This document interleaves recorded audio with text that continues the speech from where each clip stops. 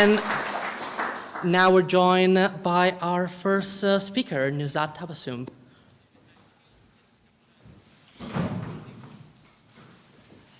Thank you. Alf, just to go for the next slide. The big green button. Big green button. And if I want to go back, the red one? Yes. All right. Very inspirational talk by Alf. Thank you very much. Sorry if I'm a little bit kind of hesitant. I've been running late, so I'm taking a little bit moment. So while I take a little bit moment to calm down, I want you to have a read of this slide because we will be coming back to it in a moment.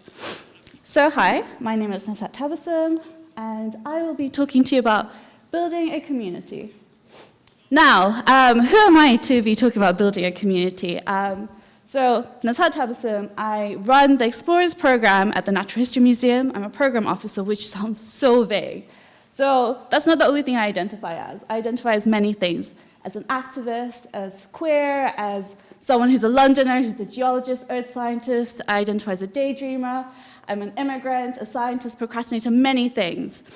Now, I've listed many things because these are all different communities that I'm a part of. But when Alf and Craig asked me to be part of this event and asked me to build a community, I was a little bit surprised because 5 years ago, I thought I was part of no community. So why is someone who thought they were a part of no community being asked to talk about building a community? 5 years ago, I was doing my PhD at Bristol University. I faced racial harassment and classism, which meant that I didn't feel as part of my cohort. I didn't feel part of Bristol University. I didn't feel part of the geological community. I didn't feel part of academia or science community. But I also walked away from the Bristol Bangla SOC at that time because of homophobia. So I felt a bit shunned from my own Bengali community in Bristol. And I actually kind of found out that I was queer in my late 20s, so I was experimenting, but it found really hard to be part of the LGBT community in my late 20s. So I didn't feel part of the LGBT community. So even though I identified as many things, I felt part of no community. But I'd like to say 5 years on, I'm surrounded by a lot of love. I'm surrounded by a lot of different groups. I feel part of many communities, and I'd like to think in those 5 years, I've learned a little bit about community building, and I hope that you can all take something away from that. So what is a community? Now, a community is a very loaded word, and I kind of scratch my head thinking about how to define it. So I'm going to ask for your help for this. So for 15 seconds, I'm going to get you to turn to the person next to you, preferably someone that you don't know. I want you to say your name, your pronouns, and for 15 seconds, talk about what you think community means. Craig, I'm looking at you. I know you're wandering around. You're also part of this. So 15 seconds. 3, 2, 1. I want you to talk what you think community means. Go for it.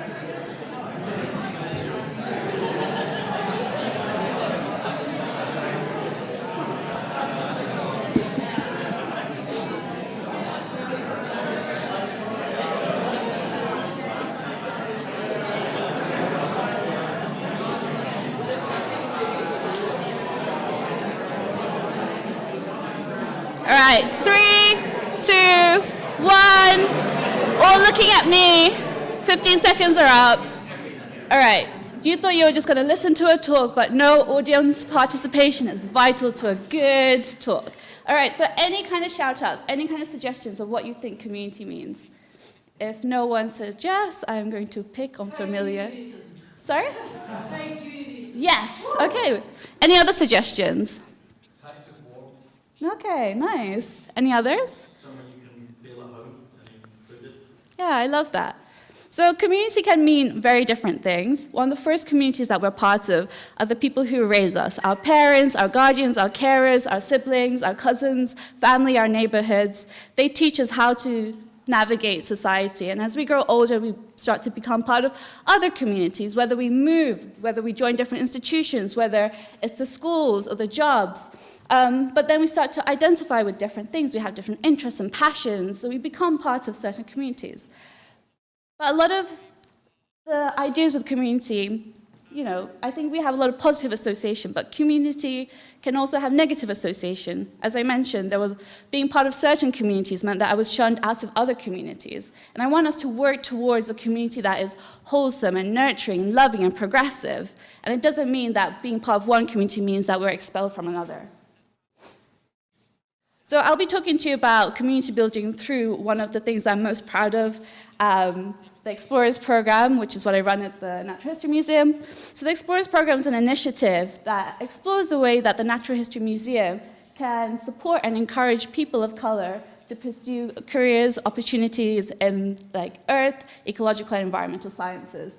All of the work I do is based on surveys and reports, education reports, STEM education, so academia, think tanks, charities, but also lived experiences and collective knowledge through our community. And the things that I try to do with the Explorers Program is, one, highlight the variety of roles and pathways there are in the natural history sector, providing practical tools and advices to help people secure all these opportunities, but most importantly, creating a sense of belonging in the natural history sector, creating a community of support, community that supports each other but also celebrates each other. And in the past year, so I've been in the Explorers Program since September last year. What I like to call myself, I know I say I'm a program officer, but the way I see myself is serving the community, and that means creating events and projects tailored to what people need at different stages of their life. So for academics, so university students and early career scientists, we have the Explorers Conference, which if you're a person of color interested in careers and natural history, it's on Wednesday next week. It's free, please do come along. But we also have summer socials. For schools, we have outreach programs. And for families, we know that for any young person, the main influences in our career aspirations are our parents, our older siblings, our extended families. So as long as we can get them on our side, if we can convince them that natural history has relevance, it has opportunities for them, then not only do we get them on our side, not only do they feel comfortable when their young people are pursuing opportunities in the natural sector, they might even feel empowered. They might be like, hey, you're interested in environmental science, maybe you could think about a career in the Zoological Society or the Linnean Society. You know, they could even show them ways that they could pursue their careers. But the next big project I'm working on is the Explorers Night series. So this is for people our age. It's about, so this is something I've been passionate about, bringing together creatives and scientists and activists to come together.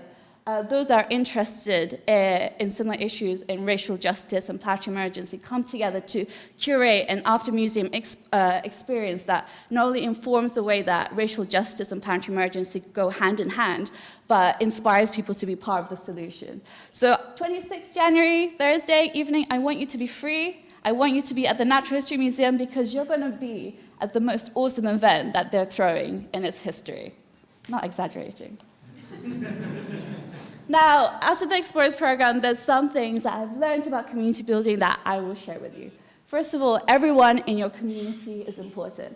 I think from a young age, we're taught about hierarchy with years and age, with seniority, that you're supposed to observe this hierarchy. But what I've learned is that I think it's very important to build on the knowledge and the experience of our ancestors, of our elders. But I think the support that we get from our peers and people who are junior is just as important, if not more, because we live in an unjust society, which means that a lot of the people who manage to get to the senior tops are the ones that conform to the system, or the ones that are privileged by the system. And sometimes the ones that have the most radical, the most nurturing, most loving, the most progressive, most pioneering thoughts are pushed away. So it's always important to value the people that are your peers, that are younger than you, because sometimes they'll remind you what you're fighting for. And also, sure, in community, we're part of a community because we have a shared interest. But that's not to say that we shouldn't value our differences as well. But most importantly, just because some of us are more marginalized than others, we shouldn't be telling those that are more marginalized to wait for us. We should all be walking hand in hand together. So it's really important that we value everybody. Junior, senior, differences, similarities, everybody is important. And one of the case studies I have from the Explorers Program is the Explorers Family Festival, which wasn't part of the original program. I remember when I was at the museum, I am one of the few brown queer women of color working there. And I remember I was speaking to one of my junior colleagues, Maha Shami, who is amazing. And she is one of the few people that I could relate to in terms of us both being first-generation immigrants from a Muslim background, both of us talked about how lonely our Eid was. And working in the museum, especially because the museum hosts mostly predominantly white families, enjoying their day out together. We were like, oh, we wish we came to the museum during Eid. We wish we wanted to spend Eid with our parents. We wish they took us here instead. And we started daydreaming about if there were henna stalls where we got to do botanical designs, or if there were talks about celebrating the achievements of Muslim scientists, how amazing that would be. And I started talking to my peers about this, and they're like, yeah, go for it, why not? And little by little, I started to build ideas, talking to my peers, and I started to gain confidence, talking to my other peers, and we hosted natural history in Islam, and it was one of the first times an institution like the Natural History Museum celebrated Eid, and we had an auditorium full of people in salwar kameez, for example. We had people who cancelled their Eid plans to celebrate at the museum. We had people who visited the museum for the first time. And we had people who said that they've come to the museum multiple times, but this is the first time they felt included. Now, if it wasn't valuing the experiences and the creativity of my peers and my junior folks, we wouldn't have done something so bold. Built on lived experience. Now, we all experience marginalization in different ways. It is very contextual of our community, of where we are, who we are with, what kind of resources are available to us. So it's really important to realize that we experience marginalized differently. Now, lived experience is important, but it's not the only thing. So I think it's very important for us to be aware of the way that different marginalizations intersect with each other. But it's also really important for you to go out of your way to do your research, do the readings, do the work and join different community groups, build on it, because your narrative isn't the only narrative. Now, the case study, Summer Social, I wanted an event where we get to regularly meet up with each other, people who are part of the Explorers program. Now, I just wanted to have a really nice social, maybe drinks in the garden kind of event. And then my friend was like, yeah, but I wouldn't go to an event that doesn't have some kind of skill building experience. So I was like, okay, I get that. I could have what I want. We could give you something what you want. And we built on talking to different people. We created a summer social where it was 3 parts. First part was celebrating our peers. We got different young academics, so people in undergrad, postgraduate, and PhD to talk about the research they're doing so we can celebrate each other. We also had a skill building. We had job prep interview and grant writing. And then we had a really nice non-alcoholic networking session. And the thing that people kept saying, that we had people coming up saying how joyful this was, because when a lot of events around race are hosted by institutions, it's almost like trauma porn. It's always going on and on about how hard it is, but we never get to talk about how amazing it is to be brown and in the natural history sector. So it was really nice to just have that experience, but also use that as a way to make new friends and meet people similar to us. And not only did the different collaborators say how great it was, or the attendees, but the catering staff also came up and said they have peers who are also from Bangladeshi and Pakistani backgrounds who are struggling, and it's so nice that there's something out there to help them. So it was really nice. It's very unique for a catering staff to give such a compliment, but I really, really appreciated that. Work as a team. Now, it's really important to know that you're a piece of the puzzle, not the whole jigsaw. We all have our different expertise, our skills and experiences, and I think we need to value that for multiple reasons. I think it's better to do a proper job. So if we had people with the different expertise putting that time and experience in, that's really important because you're doing more than a half-assed job. But also, it's a way to build a community when you work together. Thirdly, I think you also need to think about why you're being part of this community. Is it a self-serving reason, or is it because you truly want to be part of a community? Also, there's a famous Molly May quote that I always go on about. She said we all have the same 24 hours in a day. It's true, we all have the same 24 hours in a day. The way I like to rephrase it is that we only have 24 hours in a day. There's only so much time that we have, and I think we're better together if we appreciate who can bring in different qualities and building on that. We'll be more effective, we'll be more efficient, and I think we'll all feel really appreciated because we're bringing something to the table. So case study, Build a Museum. Build a Museum is a school outreach program that we have, which is where students get to imagine their own museum. But what we're really trying to do is getting them to see all the different types of jobs there are. You know, because people might think, we ask kids, what do you think? Who works in museums? They'll say scientists, front of house staff, retail, etc. But they don't know that, you know, you could be interested in finance and working in the natural history sector. You could be a creative, you could be an artist, you could be a wood workshop and be working in the Natural History Museum. You could be like into social media and supporting the Natural History Museum. So it's for them to see that you can have multiple interests and there's different ways to support the environmental sector, the museum sector. So, and not only that, but they also get to see people like themselves thriving in the natural history sector. Now, I remember originally I said, okay, I want them to see people like themselves thriving in academia. So they're going to come in and hear 3 scientists give a 20-minute talk. Because when I was that age, I would have happily listened to scientists talk about their work for 20 minutes. And then my colleague was like, yeah, they're not going to sit down for an hour and listen to 20-minute talks. It has to be shorter than that. And I said, okay, 10 minutes. They're like, it has to be shorter than that. So we created this game called Fund an Exhibition, where scientists have to give a 5-minute pitch where they talk about themselves, their research, and how they would turn their research into an exhibition. Not only that, my other peer, who actually worked a lot with students, told me that students need to have some agency to feel really interested and involved. So the students act like they are a grant panel. They're given £200,000 each, and at the end they have to come up and they actually get to fund the different scientists. So they have like a reason to be invested.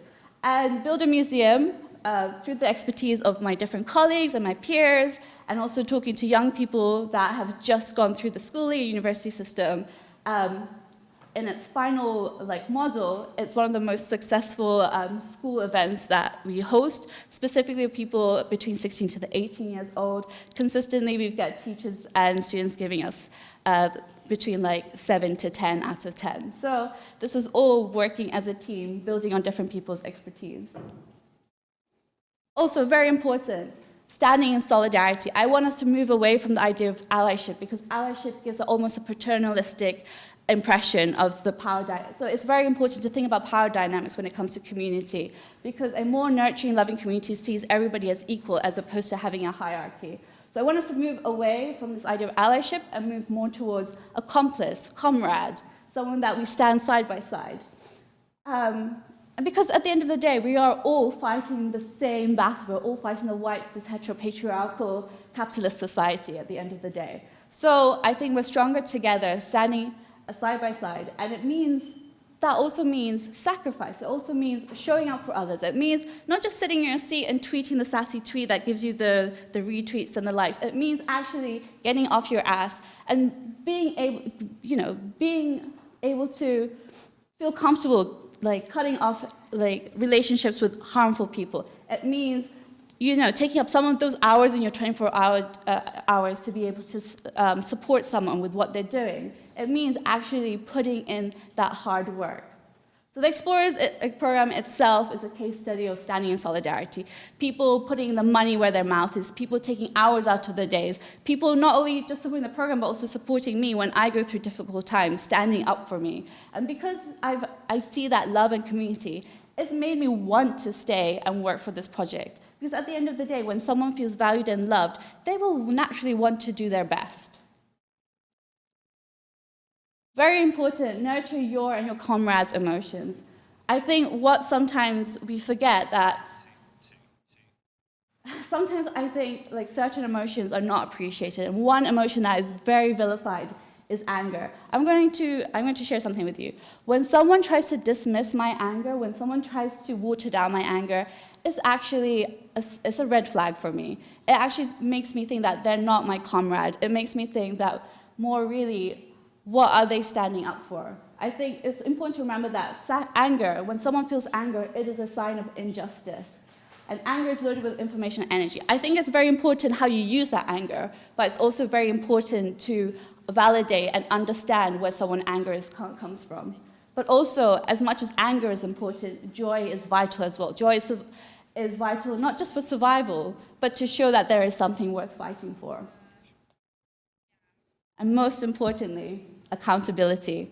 Now, we're not all perfect people. We are all capable of harm. And I think something that makes a loving, nurturing community is recognizing how we can be accountable for ourselves, but how we can support someone else to be accountable. Because it's important to remember, if when someone causes harm, it's not that individual that's just the problem. An individual causes harm because the community around them enables to feel comfortable causing that harm. Now, I want us to move away from a community that allows harm to happen, to move towards a community that allows us to process and to be accountable for harm. And that means learning how we can acknowledge our wrongdoings and learning how we can effectively take action. And the key to that is meaningful apology and rebuilding trust and community.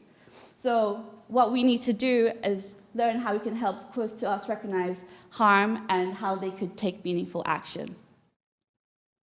So I think there's another audience participation, just 15 seconds, it will be quick. I want you to think of a time that you've caused harm and didn't apologize. What I want you to do with your neighbor is to talk about what were your fears around taking accountability? And this exercise is inspired by Brick by Cradle Community, which I really urge you to read. It's a fantastic book. So again, 15 seconds, turn to your partner and talk about this context.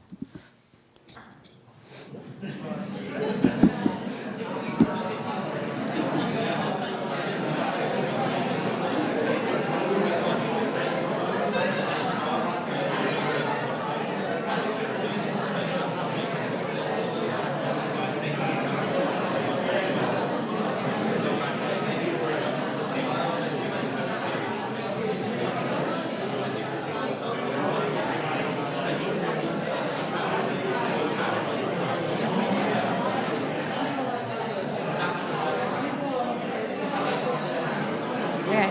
5, 4, 3, 2, 1. Thank you. I hope that allowed you to reflect on ways that we could learn how to be better. And I just wanted to take a little bit of a pause here because accountability is very important to be able to build trust because, again, we will all cause harm. We are all capable of harm, but the way that we could create a warm, loving, progressive community is being able to feel confident, to recognize when we've caused harm. And the way to do that sometimes is to talk to someone that you're close to that is away from that situation. And in return for that, when we have a friend that has caused harm, I think we should be able to allow ourselves to let our friend talk to us about the situation and the ways that they could reflect on their action and the way that they can do better, the way that they could rebuild or amend. Sometimes taking action means apologizing but not expecting apology in return. Sometimes taking action means apologizing and giving them or giving the situation time to recover. But most importantly, accountability means taking action and learning from it. Now, again, I want to take a little bit of time just to say thank you to my friend Craig because he's been someone that's been a true dear friend of mine who's, whenever I feel like I'm in a situation where I might be causing harm, I always run to Craig and he lets me talk, reflect, and I always know that I'm able to take good positive actions because I have a friend like Craig that helps me out. So a little bit of applause for my friend Craig here.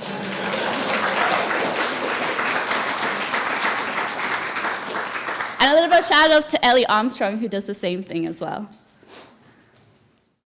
So, final thing, I urge you to go out and be part of your community. This might mean different things. For me, particularly, might mean joining trade unions, mutual aid groups, Cop Watch, anti-race groups, community centers, groups that support vulnerable people, reading groups, solidarity groups. I urge you to get off your ass and be part of your community.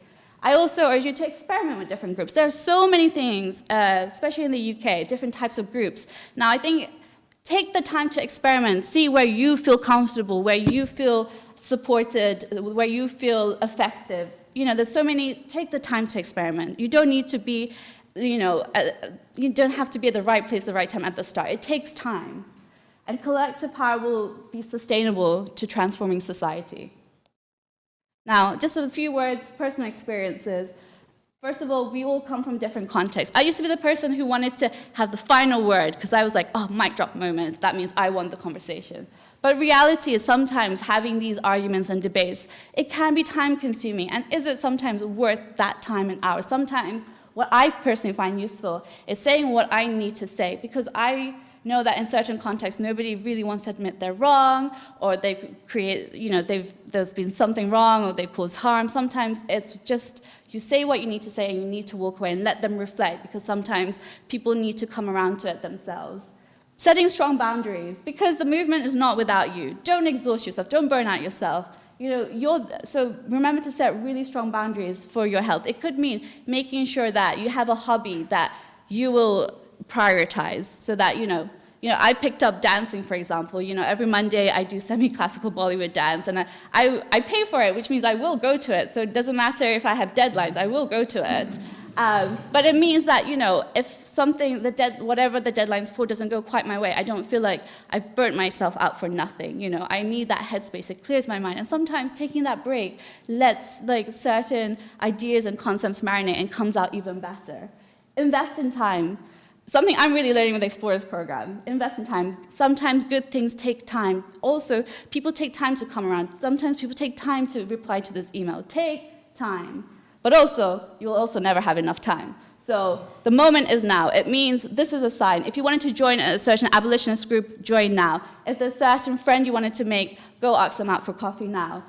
Do it now. Because adulting is realizing that you'll always be busy. I used to be the person, next week, I'll come to it next week. And then next week is just as busy, if not more busy.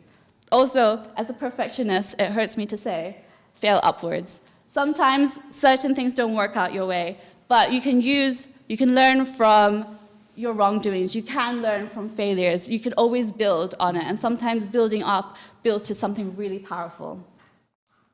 So, my final words. There is power in number. There is power in community. So I hope you learned something. I hope I gave you some 1, 2, 3s of community. Thank you.